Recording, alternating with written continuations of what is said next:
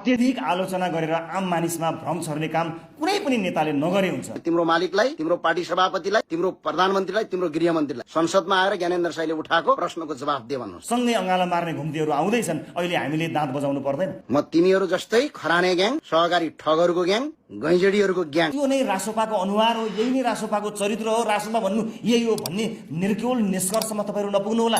होइन, रासोपा त्यो सहकारी ठगेर आएको होइन साथी, सिंहदरबार जलाएर आएको होइन, जनतासँग सङ्घर्ष गरेर आएको। हेर्दा थाहा हुन्छ कहीँ कतै कतै प्रायोजित पो छ कि भन्ने कुरा आजभोलि सबले छर्लङ्ग देख्छन्, हामी पनि देख्न सक्छौँ। त्यति स्पष्टता हाम्रो आँखामा छ, हाम्रो विवेकमा छ। हामी नयाँ छौँ तर बेवकुफ छैनौँ। म जेल तोडेर जेल भागेर आएको होइन, यो कुरा याद गर तिमीहरू। कि अनावश्यक विषयहरूलाई धेरै उचालेर आम नागरिकमा आशंका पैदा गर्ने काम नगरिदिनु होला। लाउड एन्ड क्लियर एउटा कुरा के बताउन चाहन्छु भने यो देश सुरक्षित हातमा छ, कहीँ गएको छैन। कहीँ कतै यो देशको सुरक्षा, यो देशको सार्वभौमिकता